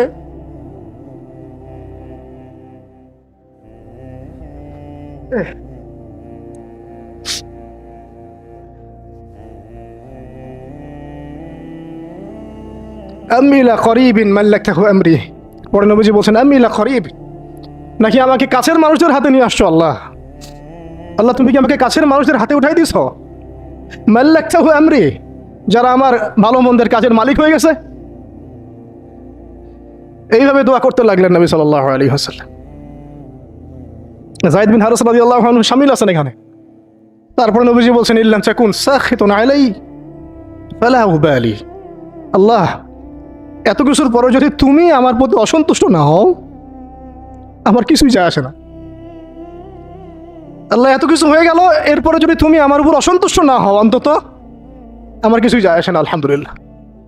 ইল্লাম তাকুন সাখিতুন আলাই ফালা উবালি, তুমি যদি আমার উপর আল্লাহ অসন্তুষ্ট না হও, তোমার কাছে আমি ঠিক থাকতে পারি, তোমার কাছে আমার অবস্থান ঠিক থাকে আল্লাহ, ফালা উবালি, আমি এসবের কোনো কিছুর পরোয়া করি না। কিভাবে বুঝবেন এই ভাষা শব্দগুলো? ঠিক এইরকম শব্দেই দোয়া করেছিলেন খুবাইব রাদিয়াল্লাহু আনহু, যখন তাকে শুলে চড়ানো হবে, এবং তিনি তখন, শুলদণ্ড অনেক কঠিন, জীবন্ত একটা মানুষকে মেরে ফেলা, পিছন দিক থেকে লোহা আছে না, এগুলো এগুলো প্রবেশ করে মাথা দিয়ে বের করে দেয়। শুলদণ্ড, খুবাইব বিন আদি রাদিয়াল্লাহু আনহুকে শুল দেওয়া হয়েছে। এটা রাজির ঘটনা, সিরাতে পড়বেন, রাজির ঘটনা। ট্র্যাপে ফেলে হত্যা করা হয়েছে। যখন তাকে শুলে দেওয়া হচ্ছে, তখন তাকে বলা হয়েছে যে তোমার জায়গায় যদি মুহাম্মদকে হত্যা করা হয়, তুমি কি খুশি হবা? তোমাকে ছেড়ে দিয়ে যদি মুহাম্মদকে হত্যা করা হয়? বলছেন যে আমার জায়গায় মুহাম্মদকে হত্যা করা তো দূরের কথা, সাল্লাল্লাহু আলাইহি ওয়াসাল্লাম, তার একটা লোম বাঁকা হোক আমি সেটাও চাই না, সেটাও সহ্য করতে পারবো না। এরপর তিনি বলছিলেন, এই যে আমি বললাম ইল্লাম তাকুন সাখিতুন আলাইয়া ফালা উবালি, এরকম দোয়া খুবাইব রাদিয়াল্লাহু আনহু করেছেন। তিনি বলছিলেন তখন, লাস্তু উবালি হিনা উকতালু মুসলিমান, লাস্তু উবালি হিনা উকতালু মুসলিমান, যখন আমাকে মুসলমান হিসেবে শহীদ করে দেওয়া হচ্ছে আমি কোনো পরোয়াই করি না। যখন আমাকে মুসলমান হিসেবে শহীদ করে দেওয়া হচ্ছে আমি এর কোনো পরোয়াই করি না। লাস্তু উবালি হিনা উকতালু মুসলিমান আলা আই শাক্কিন কানা ফিল্লাহি মাসরাই, আমাকে হত্যা করার সময় যেদিকেই তোমরা পাশ ফিরাও না কেন, ওই পাশ আল্লাহর জন্যে। ওয়াযালিকা লিল্লাহ ওয়াযালিকা যাত লিল্লাহি ওয়া ইন ইয়াশা, আর তিনি তো এমন জাতের ইলাহ, এমন ইলাহ, তিনি একজন, আল্লাহর কথা বলা হচ্ছে, তিনি এমন একজন ইলাহ, তিনি যদি চান ইউবারিক আলা ফি কুল্লি শিলউইন মুমাজ্জাহ, তিনি আমার কেটে ফেলা প্রত্যেকটা হাড়ে এবং মাংসে বরকত দিয়ে দিবেন। এইভাবে তাকে হত্যা করা হয়েছে। খুবাইব রাদিয়াল্লাহু আনহু প্রতারণা করে ট্র্যাপে ফেলা হয়েছে। এরকম বীরে মামুনাও ঘটনা ঘটছে, এরকম 70 জন সাহাবীকে ট্র্যাপে ফেলে হত্যা করে দেওয়া হয়েছে। আপনারা সতর্ক থাকবেন। এই ঘটনার পরে বহু ঘটনা হয়েছে, সিরাতে হিজরত হয়েছে। উম্মে আইমান একজন সাহাবী ছিলেন, কি নাম, নবী সাল্লাল্লাহু আলাইহি ওয়াসাল্লামের অনেক প্রিয় ভজন। তিনি নবী সাল্লাল্লাহু আলাইহি ওয়াসাল্লামকে ভরণ পোষণ, লালন পালন করেছেন, কিন্তু তিনি দেখতে কালো ছিলেন। খুব সুন্দরী নারী যেমন এমন না, ঠিক আছে। তিনিও ওই দাসের শ্রেণীর মধ্যেই ছিলেন। তাকে তো সবাই সচরাচর বিয়ে করতে চাচ্ছে না। নবী সাল্লাল্লাহু আলাইহি ওয়াসাল্লাম বলেছিলেন একবার যে তোমাদের মধ্যে কেউ আসো জান্নাতের একটা মেয়েকে বিয়ে করবা? তোমাদের মধ্যে কি এমন কেউ আসো যে জান্নাতি একটা মেয়েকে বিয়ে করবা? উম্মে আইমান, হ্যাঁ আমার প্রিয় ভাজন উম্মে আইমান, উনি তো এমন সাহাবী ছিলেন, নবী সাল্লাল্লাহু আলাইহি ওয়াসাল্লাম তার সম্মানার্থে চাদরও বিছাই দিয়েছে। উম্মে আইমান, আমি একটু ভুল হইতে পারি জায়গাটা, আপনারা একটু দেখে নিন। তো নবী সাল্লাল্লাহু আলাইহি ওয়াসাল্লাম যখন উম্মে আইমানের কথা বলেছেন, তখন অনেকেই দাঁড়ায় নাই বিয়ে করার জন্যে। তো যায়েদ বিন হারিসা রাদিয়াল্লাহু আনহু দাঁড়িয়েছেন, আমি বিয়ে করবো। যায়েদ বিন হারেসা রাদিয়াল্লাহু আনহু নবী সাল্লাল্লাহু আলাইহি ওয়াসাল্লামের এই আদেশ পালনার্থে একজন জান্নাতি নারীকে বিয়ে করেছেন, উম্মে আইমান, এবং তার গর্ভ থেকেই সন্তান জন্ম নিয়েছে উসামা বিন যায়েদ। উসামা বিন যায়েদ, ওই যার ব্যাপারে নবীজি শেষে বললেন যে উসামা, ওকে আমি ভালোবাসি, তার বাবাকে আমি ভালোবাসতাম। আরও একটা ঘটনা আছে, উসামা বিন যায়েদ রাদিয়াল্লাহু আনহুকে যখন আবু বকর রাদিয়াল্লাহু আনহু আবার মিশনে পাঠাচ্ছিলেন, কোন মিশনটা যেটা অসমাপ্ত ছিল, নবী সাল্লাল্লাহু আলাইহি ওয়াসাল্লামের ইন্তেকালের সময় ওই মিশনটা থেকে তারা ফিরে আসেন।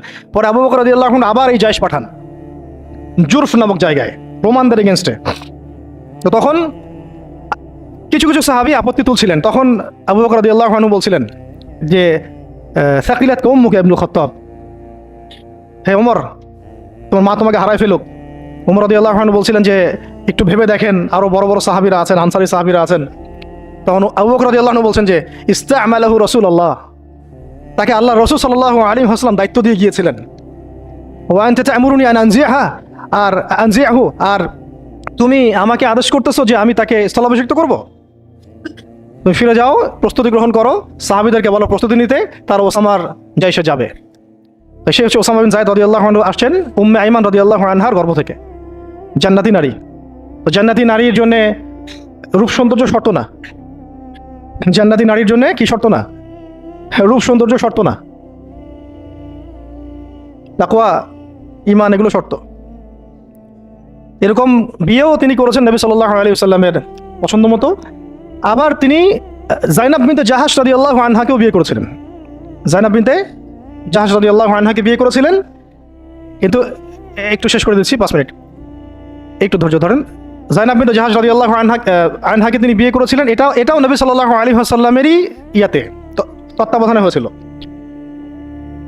নবী সাল্লাল্লাহু আলাইহি ওয়াসাল্লাম যায়নাব বিনতে জাহাশ রাদিয়াল্লাহু আনহাকে বলেছিলেন যে যায়েদকে বিয়ে করো, যায়েদ আমার অনেক প্রিয় ভাজন। আর যায়নাব বিনতে জাহাশ রাদিয়াল্লাহু আনহা আল্লাহর নবীর ফুফাতো বোন ছিলেন, যে বোনকে বিয়ে দিয়েছেন যায়েদ বিন হারেসা রাদিয়াল্লাহু আনহুর সাথে।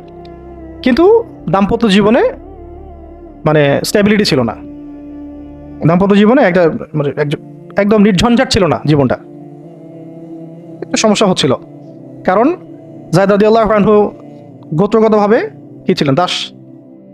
দাস, আরবের ট্রেডিশন অনুযায়ী বলছি আর কি, গোত্রগতভাবে নিচু গোত্রের ওই সেন্সে আর কি, আমরা ইসলামের সেন্সে কথা বলছি না, আরবের ওই যে প্রচলিত যে একটা প্রথা ছিল ওই সেন্সে।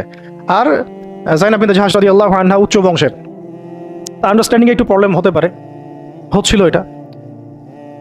ভুলেও কখনো কোনো সাহাবী সম্পর্কে সমালোচনা করবেন না, এটা আমাদের আহলুস সুন্নাহ ওয়াল জামাআর আকীদা উসুল নয়।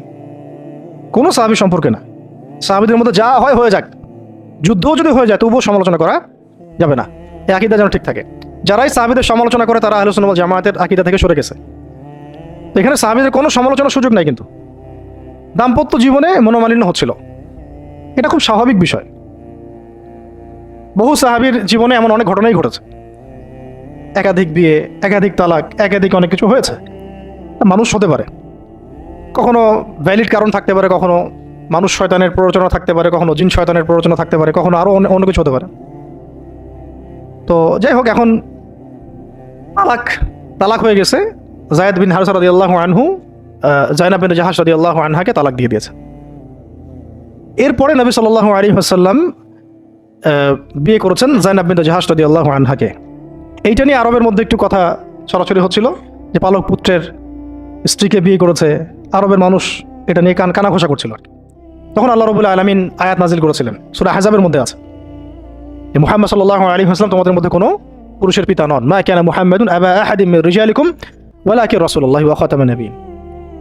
আর এই সূরার মধ্যেই মনে হয় 37 নম্বর আয়াতে, 36 বা 37 নম্বর আয়াতের দিকে যায়েদ রাদিয়াল্লাহু আনহুর এই ঘটনা আছে।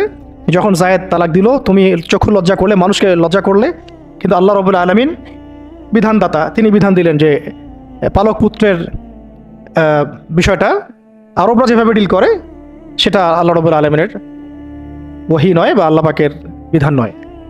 এটা বিস্তারিত পড়তে পারবেন। তো এটাও একটা ঘটনা ঘটে গিয়েছিল। এরপর শেষ কথা হলো, শেষ যেটা পয়েন্ট সেটা হচ্ছে, এরপরে 8ম হিজরতের 8ম বছর একটা বিশাল ঘটনা ঘটে গেল যে একজন সাহাবী, তার নাম হারিস বিন উমাইয়া, নাম কি?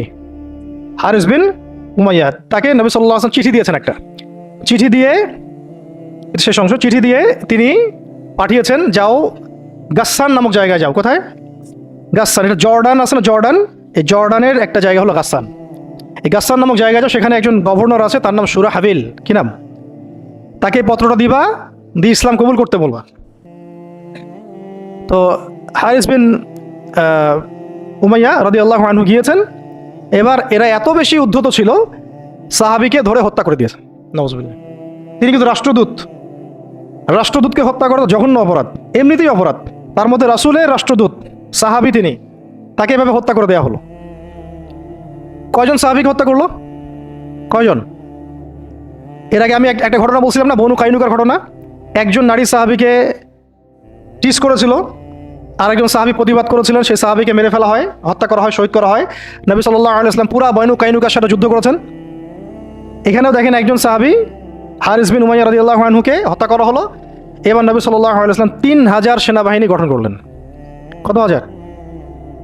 আচ্ছা, এখন শুনেন, আমি একটা দলিল দিতে চাইলাম যে দেখেন, সারা বিশ্বে চায়নার কথা বলেন, সিরিয়ার কথা বলেন, রোহিঙ্গাদের কথা বলেন, আরাকানের কথা বলেন, আপনি কাশ্মীরের কথা বলেন, আফগানের কথা বলেন, তারপরে এই যে আফ্রিকার কন্টিনেন্টের কথা বলেন, আফ্রিকা, মালি, নাইজেরিয়া, সোমালিয়া, আর মধ্যপ্রাচ্যের কথা আর কি বলবো, Yemen, Libya, Jordan, Lebanon, Palestine, Gaza, এই সারা বিশ্বে যত মুসলমান আছে তাদের মধ্যে কত লক্ষ মুসলমানকে হত্যা করার পরেও এই সিদ্ধান্ত এখন উম্মাগতভাবে আমরা নিতে পারি নাই, যেটা নবী সাল্লাল্লাহু আলাইহি ওয়াসাল্লাম বনু কাইনুকার এগেনস্টে নিয়েছিলেন আর এই রোমানদের এগেনস্টে নিয়েছিলেন। একজন নারী সাহাবীকে শ্লীলতাহানি করা, আর একজন সাহাবী তাকে বাঁচাতে এসে তার পক্ষে প্রতিবাদ করায়, তাকে হত্যা করা, এবং নবী সাল্লাল্লাহু আলাইহি ওয়াসাল্লাম পুরা বনু কাইনুকাকে উচ্ছেদ করলেন। এখানে সুরাহবিল কি করেছে? একজন সাহাবীকে হত্যা করেছে, রাষ্ট্রদূত হারিস বিন উমাইয়া। নবী সাল্লাল্লাহু আলাইহি ওয়াসাল্লাম 3000 সৈন্য পাঠিয়ে দিচ্ছেন। আর এখন উম্মার দিকে তাকান, যে রাষ্ট্রগুলোর কথা আমি বললাম, আমাদের সহ সব জায়গায়, আমাদেরটা অন্যভাবে ডিল করি আমরা, বাইরের সব রাষ্ট্রগুলো, এই রাষ্ট্রগুলোতে কত হাজার সৈন্য না, কত হাজার নিরপরাধ মুসলিমকে হত্যা করা হয়েছে। সংখ্যাটা কি হাজারে না লাখে? কত হাজার বা লাখ বাচ্চাদেরকে হত্যা করা হয়েছে, কত হাজার বা লাখ মা বোনদেরকে হত্যা এবং ধর্ষণ করা হয়েছে। তারপরে উম্মাগতভাবে আমরা এখন এই সিদ্ধান্তে আসতে পারি নাই, যে সিদ্ধান্ত নবী সাল্লাল্লাহু আলাইহি ওয়াসাল্লাম তাৎক্ষণিক নিয়ে ফেললেন। আমার রাষ্ট্রদূতকে হত্যা করেছে, 3000 সৈন্য রেডি, এবং তারা কিন্তু সুপার পাওয়ার। রোমানরা তখন কি সুপার পাওয়ার, এটা দেখারও সময় নাই যে তার কাছে কি অস্ত্র আছে, তাদের ক্ষমতা কতটুকু, তাদের কাছে কি আছে, তাদের সৈন্য সংখ্যা কত, আয়তন সংখ্যা কত, ওদের অর্থনীতি কত সমৃদ্ধ, কোনো কিছুর পরোয়া সাহাবায়ে কেরাম করেন নাই। 3000 সৈন্য রেডি করে এই বাহিনীর পতাকা হাতে তুলে দিলেন সাহাবী যায়েদ ইবনে হারেসা রাদিয়াল্লাহু আনহুর হাতে। কার হাতে? চিন্তা করেন, তায়েফের সাথী, রাসূল সাল্লাল্লাহু আলাইহি ওয়াসাল্লাম প্রিয় ভাজন, তায়েফের সাথী, জান্নাতি নারীকে বিয়ে করেছেন, এবং বলে দিলেন যদি জায়েদ শহীদ হয়, কথার বলার উদ্দেশ্য হচ্ছে জায়েদ শহীদ হবে, হতে পারে ইনশাআল্লাহ। তাহলে পতাকা উঠায় নেবে আব্দুল্লাহ বিন রাওয়াহা রাদিয়াল্লাহু আনহু। যদি আব্দুল্লাহ বিন রাওয়াহা শহীদ হয়, পতাকা উঠায় নেবে জাফর ইবনে আবি তালেব। যদি জাফর শহীদ হয় বা আব্দুল্লাহ বিন রাওয়াহা শহীদ হয়, তাহলে পতাকা তোমাদের মধ্য থেকে কাউকে তোমরা আমির বানায় নিও। হ্যাঁ, পরে ছিল সেখানে খালিদ বিন ওয়ালিদ রাদিয়াল্লাহু আনহু। তো তিনি তখন নতুন নতুন ইসলাম কবুল করেছেন, তাই সবার আগে তাকে আমির করা হয় নাই। খালিদ বিন ওয়ালিদ রাদিয়াল্লাহু আনহু প্রায় 100টার মতো যুদ্ধ করেছেন ইসলামের পক্ষে, কোনো যুদ্ধে তিনি হারেন নাই, কোনো যুদ্ধে পরাজয় বরণ করেন নাই। উহুদের যুদ্ধে বিপর্যয় তো তার হাত দিয়ে হয়েছে, তাই না? তিনি যুদ্ধ কৌশলে অনেক পারদর্শী, খালিদ বিন ওয়ালিদ রাদিয়াল্লাহু আনহু। এখানে আমরা ফোকাস করতেছি একজন সাহাবীর দিকে, বাকি অন্য ঘটনা ইনশাআল্লাহ অন্যদিন হবে, আজকে শেষ করে দিচ্ছি। যায়েদ ইবনে হারেসা রাদিয়াল্লাহু আনহু হাতে পতাকা দেওয়া। তিনি গেলেন, ওখানে যখন যাওয়ার পরে দেখলেন যে সুবহানাল্লাহ, কোথায় আমরা 3000, আর এদের মধ্যে তো রোমান সৈন্যই 1 লাখ। রোমান সৈন্য হচ্ছে 1 লাখ সৈন্য, এটা কোনো যুদ্ধ হয় নাকি? 1 লাখ সৈন্য একদিকে 3000 সৈন্য দাঁড়ায় আছে, এটা কোনো যুদ্ধ হয় কখনো? এই যুদ্ধ, এইরকম সৈন্য সংখ্যা থাকলে, এরকম কুওয়াতের ব্যাপার থাকলে, কোনো স্কলারশিপ অফ ইসলামও এখন বলবে না যে ওদের সাথে যুদ্ধ করা যায়। কোনো আলেমও মনে হয় ভুলেও ফতোয়া দিবে না যে তাদের সাথে যুদ্ধ করা যায় যেতে পারে। তোমরা কি পাগল হয়েছো? তাদের সাথে যুদ্ধ করতে যাও, ওদের 1 লাখ তোমাদের 3,000। মনে তো হয় কেউই হয়তো এই ফতোয়াটা দিবে না, যেটা এটা হতেও পারে। ইসরায়েলের এত পাওয়ার, তোমরা কিসের জন্য হামাসের পক্ষে কথা বলো? আমেরিকা এত বড় সুপার পাওয়ার, তালেবানরা পারবে ওদের সাথে? এরকমই তো কথা চলতেছে সবে, না? বাংলাদেশের মুসলমান, পাকিস্তানের মুসলমান, আফগানের মুসলমানদের কি আছে? ভারতের এত বড় বড় পারমাণবিক অস্ত্র আছে। ভাবটা তো এইরকমই না? এবং এগুলোকে হিসাব কিতাব করে অনেক কাফেররা বলে বলুক, মানে ফাসেকরা বলে বলুক, মোরতাদরা, রামবাম, প্রগতিশীল, এরা তো যা ইচ্ছা তাই বলেই। ওদের কথা আমরা কখনো দেখিও না। কিন্তু ইসলামপন্থী বহু মানুষও বলে যে তোমরা তো সুইসাইড করতে চাচ্ছ, দেখি সুইসাইড অ্যাটেম্প্ট হবে এটা। ওরা এত শক্তিশালী, আমাদের কিছুই নাই, অর্থনীতি দুর্বল, জনবল দুর্বল, আমাদের সংখ্যা দুর্বল, অস্ত্রশস্ত্র দুর্বল। মুসলমানরা কখনো এগুলোর বলে কখনো জয়লাভ করে নাই। মুসলমানরা জয়লাভ করেছে সবসময় ইমানের বলেই। এটা ছিল মূল হাতিয়ার। তারপরে যুগের প্রয়োজনে আধুনিকতার প্রয়োজন আছে। সেটা ইমান বিবর্জিত না, ইমানটা সবার আগে।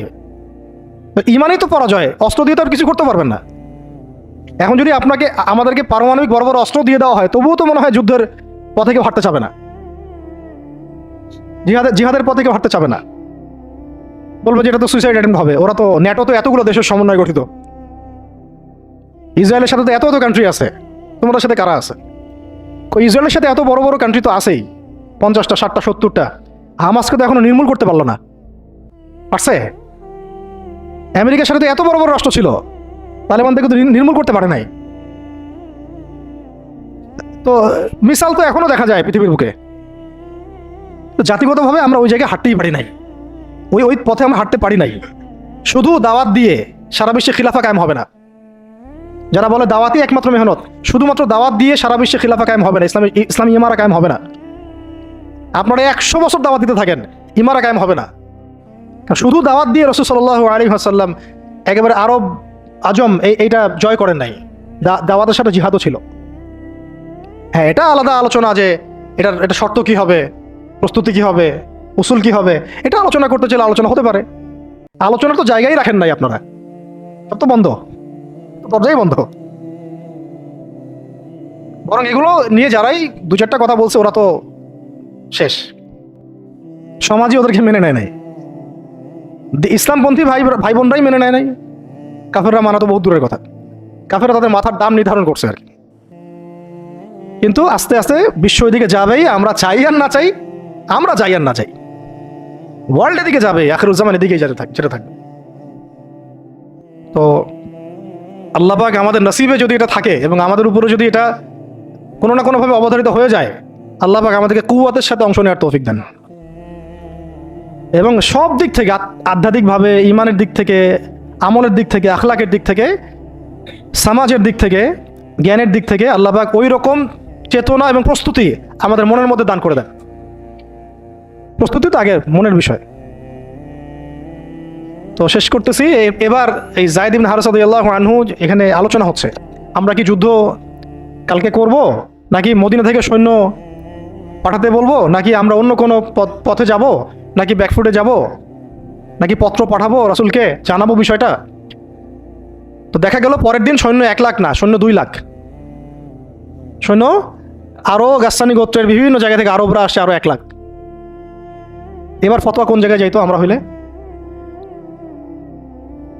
ফতোয়া যাইতো একটা জায়গায়, এখান থেকে পালাই হিজরত করো, এখান থেকে পালাই হিজরত। তোমরা কি জানো না নিজের জান বাঁচানো ফরজ? আর সুবহানাল্লাহ, এমন একটা ব্যাপার জানেন, শয়তানও কোরআন হাদিস থেকে দলিল দিতে পারে। হ্যাঁ, আমার অভিজ্ঞতা থেকে আমি দেখছি, আমার অভিজ্ঞতা থেকেও দেখছি একটা, যে একজনকে বলা হচ্ছিল যে এটা না আপনার আমার মাঝে চুক্তি হয়েছে, হ্যাঁ, তো এই চুক্তি মানতে আপনার অসুবিধা কোথায়? সে বলতেছে যে এই চুক্তি যখন হয়েছে তখন আমি বুঝতে পারি নাই যে কোনটা ঠিক কোনটা বেঠিক। এখন বুঝতে পারছি যে এটা ঠিক ছিল না। আর হাদিসে আছে মুমিন এক গর্তে যেন 2 বার না যায়। আমাকে হাদিস দিয়ে দলিল দিয়ে দিল, কি বুঝলেন? এমন একটা অবস্থা যে দলিল কোরআন হাদিস থেকে এখন মনে হয় শয়তানও দিতে পারে। আল্লাহ পাক আমাদেরকে হেফাজত করেন। তো আলেমদের সংস্পর্শে থাকতে হয় এই কারণেই, তাহলে আমরা বুঝতে পারবো না যে আসলে কোনটা পরিশুদ্ধ দলিল, গ্রহণযোগ্য দলিল। শেষ কথা হচ্ছে, এবার দেখা গেল 2 লাখ সৈন্য, এখানে আলোচনা হচ্ছে যুদ্ধ হবে কি হবে না। একজন সাহাবী আব্দুল্লাহ বিন রওয়াহা, যিনি কমান্ডার ছিলেন পরে, তিনি বললেন যে তিনি এমন একটা জ্বালাময়ী বক্তব্য দিলেন, ওই বক্তব্য শুনে সাহাবায়ে কেরাম একদম ডিটারমাইন্ড হয়ে গেলেন যে কালকে যুদ্ধ হবে। আমরা চিঠিও পাঠাচ্ছি না, আমরা ফিরেও যাচ্ছি না, মদিনা থেকে আমরা ব্যাকআপ, আমাদের সৈন্য দরকার নেই। বিশাল বক্তব্য ছিল, এটা সিরাতের কিতাবে আছে, শুধু এতটুকু বলতেছি। উনি 2টা লাইন বলেছেন স্পেশালি। একটা হলো যে, হে আমার ভাইরা, আমরা কি উদ্দেশ্যে বাসা থেকে বের হয়েছি আজকে? আমরা কি অর্জনে বের হই নাই? সাহাবীরা বলছেন হ্যাঁ। যদি আমরা কালকে যুদ্ধ করি এবং শহীদ হই, তাহলে আমরা জান্নাতে হুরিন ঈনদের সাথে আমাদের মঞ্জিল, আমাদের বাসস্থান ইনশাআল্লাহ অবধারিত হয়ে যাবে। আর যদি আমরা গাজী হই, তাহলে আমরা সারা জীবন আল্লাহর কাছে সম্মানিত থাকব। আর যদি আমাদের দেহকে কেটে দ্বিখণ্ডিত করে ফেলা হয়, তো এটার জন্যই তো আমরা বাসা থেকে বের হয়েছি। এরকম কয়েকটা কথা উনি বললেন, অল্প কথা। কোনো সাহাবী আর দ্বিতীয় কোনো বাক্য ব্যয় করলেন না। ঠিক আছে, কালকে যুদ্ধ হবে। এমন রক্তক্ষয়ী যুদ্ধ হয়েছে এই 2 লাখের এগেনস্টে 3000 নিয়ে। সৈন্যদেরকে এমনভাবে বিন্যাস করেছেন সাহাবায়ে কেরাম যে ওদের চোখে মনে হচ্ছিল যে মুসলিমরা অনেক। খালিদ বিন ওয়ালিদ রাদিয়াল্লাহু আনহু বলছেন যে ওই দিন শুধু আমার হাতেই 9টা তরোয়াল ভেঙে গেছে। আর কাফেরদেরকে মারতে মারতে মারতে মারতে এমন একটা অবস্থা হয়েছে আমার 9টা তরোয়াল ভেঙেই গেছে। তাহলে কতজন কাফেরকে তিনি জাহান্নামে পাঠাইছেন সেটা আপনারা চিন্তা করেন। শেষে ছোট নাকি একটা ইয়েমেনের চাকু ছিল, ওই ছোট একটা চাকু দিয়ে আমি যুদ্ধ করছি। এটা বলছেন কে? খালিদ বিন ওয়ালিদ রাদিয়াল্লাহু আনহু। প্রথমে পতাকা যায়েদ বিন হারেসা রাদিয়াল্লাহু আনহু হাতে ছিল। ওনার ঘোড়া উনি ছুটিয়েছেন, শত্রু বাহিনীর যে এই সারিগুলো, কাতারগুলো, এটাকে ভেদ করে সামনে চলে গেছেন।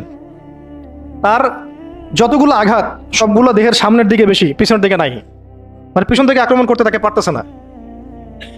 আর যে মানুষ তায়েফের বুকে পাথর নিয়ে এখানে আসছেন, যে মানুষের জীবনে এত চড়াই উতরাই চলে গেছে, এবং যে মানুষ তার প্রিয়তমাকেও ছাড়তে হলো, সেই মানুষের জন্য শাহাদাতের চেয়ে সৌভাগ্যের আর কি হতে পারে, আর কাঙ্ক্ষিত আর কি হতে পারে? দুনিয়া তো তার দেখা শেষ। তিনি তো এখন চাচ্ছেন জান্নাতে যেতে। এই মাঠ থেকে যেন তিনি ফিরতেই চাচ্ছেন না। আর যেহেতু নবী সাল্লাল্লাহু আলাইহি ওয়াসাল্লাম বলেছেন যদি যায়েদ শহীদ হয় তাহলে তুমি পতাকা নিও, তো তিনি তো জানেন তিনি আর ফিরবেন না। আর কোনো সাহাবী ফেরার জন্য কখনো ময়দানে যান নাই। তিনি সেখানে শহীদ হয়ে যান। তার গায়ে প্রায় 50টা আঘাতের চিহ্ন ছিল। দূর থেকে একটা বর্ষাও কিন্তু খুব কঠিন বিষয়। একটা লোহার বর্ষা গায়ের ভিতর ঢুকে যাওয়া এত চারটাখানি কথা না। এর চেয়ে তো বুলেট লাগাও সহজ মনে হয়। একটা বর্ষা ঢুকে যাওয়া আর সেই অবস্থায় জান চলে যাওয়া, এইভাবে তার শাহাদত হলো। যায়েদ বিন হারেসা রাদিয়াল্লাহু আনহুর নাম ইতিহাসে অমর হয়ে থাকলো। এরপরে পতাকা হাতে নেন আব্দুল্লাহ বিন রওয়াহা রাদিয়াল্লাহু আনহু। তার ব্যাপারে ইনশাআল্লাহ আরেকদিন কথা হবে। তিনি তো নিজের ঘোড়ার পা কেটে ফেলছেন।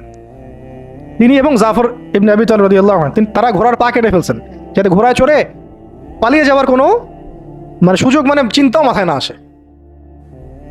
এবং তিনি একটা কবিতা আবৃত্তি করেছিলেন। আব্দুল্লাহ বিন রওয়াহা রাদিয়াল্লাহু আনহু অনেক বড় মাপের কবি ছিলেন। এত সুন্দর লিখতে পারতেন, কবিতা আবৃত্তি করতে পারতেন, বলতে পারতেন। এটা অনন্য ছিল তার কাছে। খন্দকের দিন তিনি কবিতা আবৃত্তি করছিলেন। আল্লাহুম্মা লাউলা আনতা মাহতাদাইনা ওয়ালা তাসাদদাকনা ওয়ালা সাল্লাইনা, এরকম করে কবিতা আবৃত্তি করছিলেন।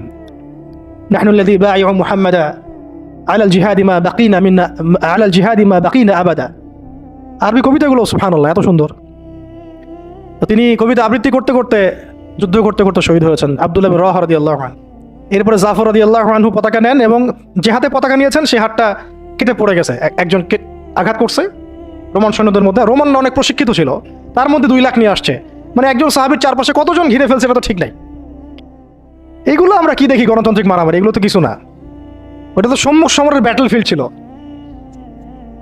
সম্মুখ সমরের ব্যাটল ফিল্ড। এখন কি মিসাইল মারা হয় দূর থেকে, এক জায়গা থেকে মিসাইল মারছে আরেক জায়গায় গিয়ে পড়তেছে। কাপুরুষের যুদ্ধ এগুলো তো কাপুরুষদের যুদ্ধ।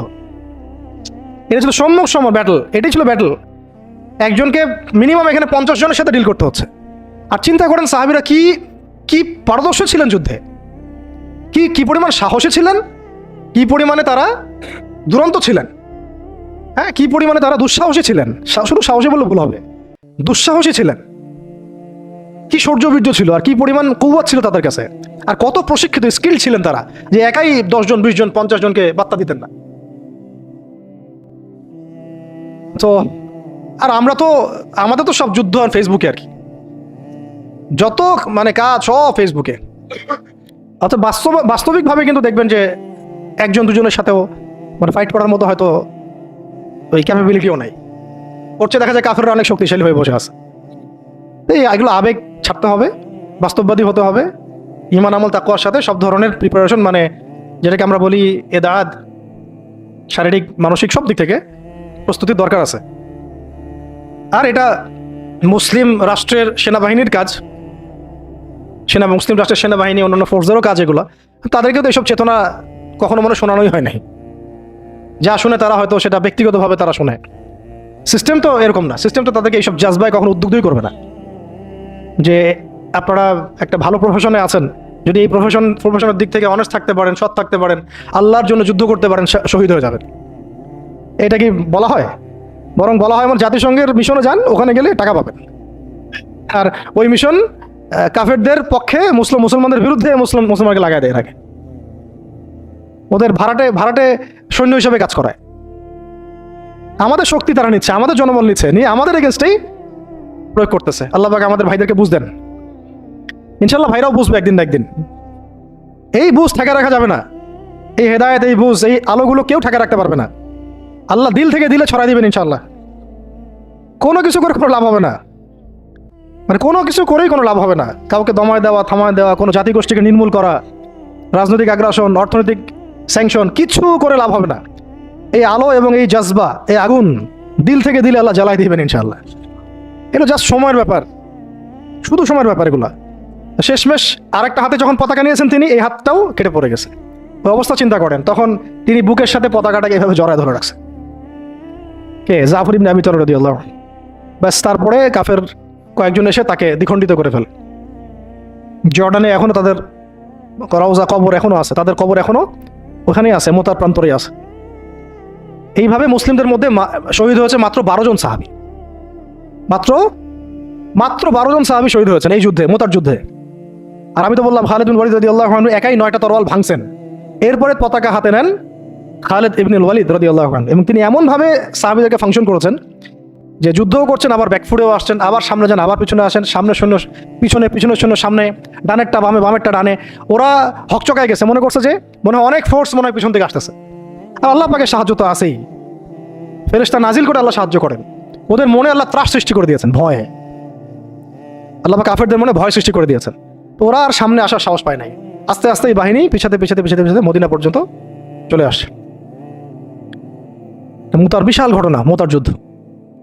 এই যুদ্ধে আমরা যায়েদ ইবনে হারিসা রাদিয়াল্লাহু আনহুকে দেখলাম, সেই তায়েফের সাথী, সেই ছোটবেলার সাথী, পালক পুত্র, সেখান থেকে মুক্ত হয়ে হিব্বু রাসূলিল্লাহ, হ্যাঁ, রাসূলের শানে, রাসূলের সম্মান, ভালোবাসার প্রমাণ দেওয়ার জন্য নিজের বুক উজাড় করে দিয়েছেন।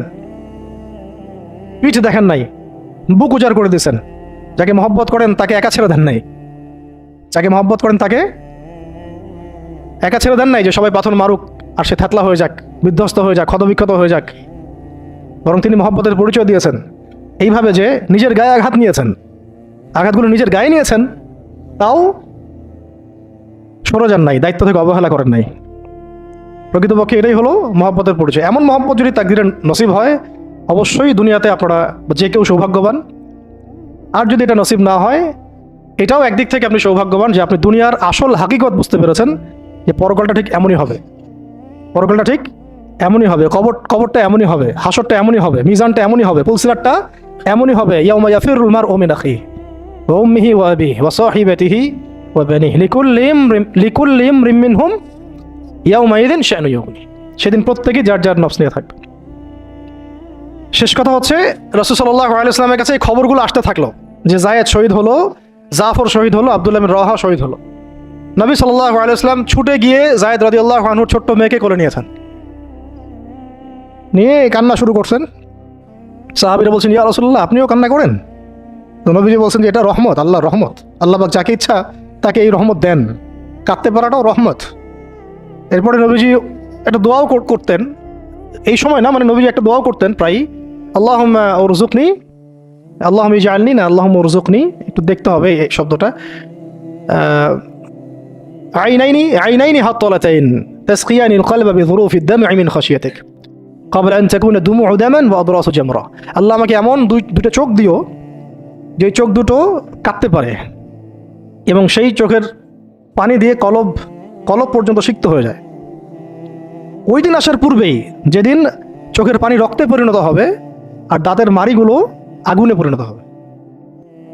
কি ওয়ার্ড দেখছেন, কি শব্দ খেয়াল করছেন? ওই দিন আসার পূর্বেই আল্লাহ, যেদিন চোখের পানি পরিণত হবে রক্তে আর দাঁতের মাড়ি পরিণত হবে আগুনে, অঙ্গারে। তো এরপরে জাফর রাদিয়াল্লাহু আনহু অন্যান্য সাহাবীদের বাচ্চাদেরকে তিনি আদর করতে লাগলেন। রাসূল সাল্লাল্লাহু আলাইহি ওয়াসাল্লাম তো অনেক নরম দিলের মানুষ ছিলেন, রাহমাতুল আলামিন। তো উনি তো রাতের বেলা তাহাজ্জুদে নামাজ পড়লেও বাচ্চাদের মতো কান্না করতেন। এখন একটু পরে মুচকি হাসলেন, এটা শেষ কথা, একটু পরে মুচকি হাসলেন আকাশের দিকে তাকিয়ে। সাহাবীরা বললেন, ইয়া রাসূলুল্লাহ সাল্লাল্লাহু আলাইহি ওয়াসাল্লাম, আপনি হাসছেন কেন? নবী সাল্লাল্লাহু আলাইহি ওয়াসাল্লাম বললেন যে আমি দেখলাম যে ফেরেশতাদের সাথে জাফর বিন আবু তালেব রাদিয়াল্লাহু আনহুকে আল্লাহ রাব্বুল আলামিন জান্নাতে একটা উঁচু মাকাম দিয়েছেন এবং সেখানে সে উড়ে বেড়াচ্ছে এবং ফল খেয়ে বেড়াচ্ছে। আর আল্লাহ রাব্বুল আলামিন তার ওই কেটে যাওয়া দুই হাতের বদৌলতে, বিনিময়ে আল্লাহ পাক তাকে দুইটা পাখা দিয়ে দিয়েছেন। এরপর থেকে তার নাম হলো জাফর আত-তাইয়ার, জাফর আত-তাইয়ার। এগুলো ছিল দুনিয়ার হাকিকত। তারা দিন দুনিয়া আখিরাত এগুলো বুঝতেন। এগুলো ছিল মহব্বত, পাশে থাকা, সাথে থাকা এবং জীবনের লক্ষ্য উদ্দেশ্য। আমাদের জন্য এটাই ভালো হবে যে আমরা যারা এখনও আল্লাহ পাকের দিনের পথে আছি, আল্লাহ পাক আমাদেরকে হেদায়েত দিয়েছেন, সত্য মিথ্যা চেনার তৌফিক দিয়েছেন। আর কাল বিলম্ব না করে আল্লাহর দিনের দিকে ফিরে আসা, তওবা করা, ইস্তেগফার করা, নিজের জীবনকে গুছিয়ে নেওয়া, একদম যা প্রস্তুতি দরকার সব ধরনের প্রস্তুতি গ্রহণ করা, পড়াশোনা, আখলাক, ওলামা ইকরামের সোহবত, হ্যাঁ, অর্থনৈতিক প্রিপারেশন, পারিবারিক বলেন, ইত্যাদি ইত্যাদি, শারীরিক জামাবদ্ধ দাওয়াত, তাবলীগ, মেহনত এবং জিহাদের জজবাও রাখা, এবং সামনের দিনগুলোর ব্যাপারে সতর্কও থাকা, আশাবাদীও থাকা এবং দোয়া বেশি বেশি করতে থাকা। ইনশাআল্লাহ তাআলা সামনে এমনও সময় আসবে যে অনেক সংগ্রাম, রক্ত, অন্ধকারের পরে কিন্তু একটা আলোর আভাস আমরা পাচ্ছি। আমরা কিন্তু একটা আলোর আভাসও পাচ্ছি এবং এই আলো, এই জজবা, এই আগুন আস্তে আস্তে আল্লাহ পাক পুরো জাতির কলব থেকে কলবে ছড়াই দেবেন ইনশাআল্লাহ। আর আমাদের বহু ল্যাকিংস আছে, আমাদের প্রচুর ল্যাকিংস আছে। হ্যাঁ, পড়াশোনার গ্যাপস আছে, ইমানের, আখলাকের, আমলের সমস্ত দিক থেকে অনেক গ্যাপস আছে না? এই গ্যাপসগুলো আল্লাহ পূরণ করে দিতে পারেন মুহূর্তেই। এই গ্যাপসগুলো আল্লাহ পাক দোয়ায় পূরণ করে দিতে পারেন, ইস্তেগফারে পূরণ করে দিতে পারেন। আল্লাহ কবুল করলে আল্লাহ পাক সব কিছুর ব্যবস্থা করে দিতে পারেন। আমাদের সেই খালেস নিয়াত রাখতে হবে, সেই জাজবাও থাকতে হবে এবং দোয়ার সাথে চেষ্টাও থাকতে হবে, এবং অবশ্যই সবর করতে হবে। একদিনে কোনো কিছু হাসিল হবে না। সামনে যত বাধা বিপত্তি আসুক, বাঁচি মরি, কি হয় না হয়, যত রকম বাধা বিপত্তি আসুক না কেন, লক্ষ্য থেকে সরে যাওয়া যাবে না। নিজেকেও হাঁটতে হবে, নিজের ওই সাথী ভাইদেরকে নিয়েও হাঁটতে হবে। এবং আমরা চাই এখন যায়েদ ইবনে হারেসা রাদিয়াল্লাহু আনহুর মতো এমন মানুষ, এমন প্রিয়জন, এমন কাছের মানুষ যারা নিজের বুকে পাথর নিবে কিন্তু মহব্বতের মানুষের গায়ে পাথর লাগতে দিবে না, প্রকৃত ভালোবাসার নিদর্শন দিবে আর কি। বদরের সাহাবীদের মতো, উহুদের সাহাবীদের মতো, খন্দক, খায়বার আর মুতার এই বীর সাহাবীদের মতো। তাদের হাতে ইতিহাস রচিত হয়েছে, যে ইতিহাসের এখনও আমরা একটা অংশ হয়ে আছি, যে ইতিহাসের গল্প আমরা এখন শুনছি। এখন সময় আসছে উম্মার এই সংকটে ইতিহাসকে নতুন করে লেখার।